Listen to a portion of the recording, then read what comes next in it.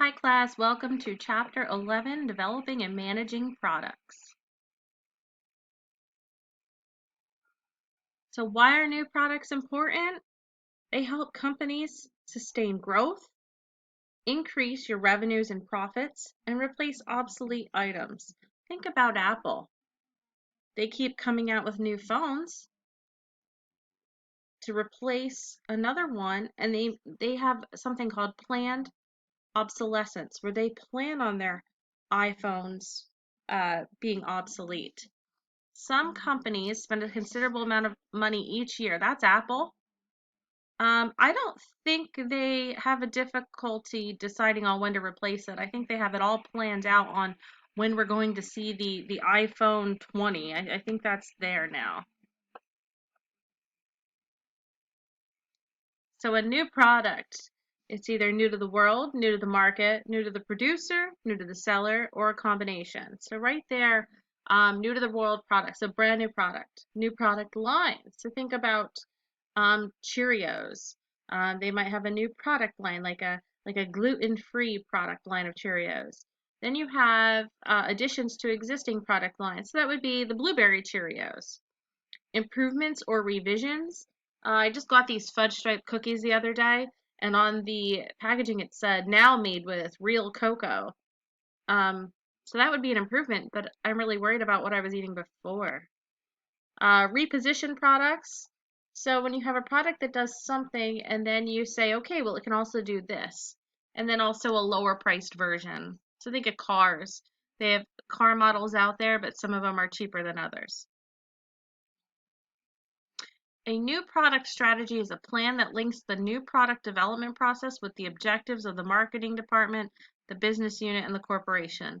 So what this means is how you're going to get that new product out onto the market. And there's the new product development process. You have a strategy, then you come up with an idea, then you screen the ideas, then you do a business analysis. Remember Porter's 5 forces? You develop the product, then you go to test marketing, commercialization, and the new product.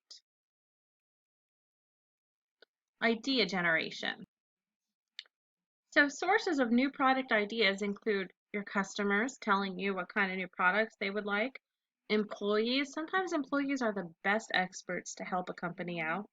Distributors, competitors, research and development, consultants, and other experts. And you know what brainstorming is. It's a process of getting a group to think of unlimited ways to vary a product or solve a problem. So this is kind of what we did with the Entrepreneurship Challenge exercises, where you guys were brainstorming and also product development as well. Screening.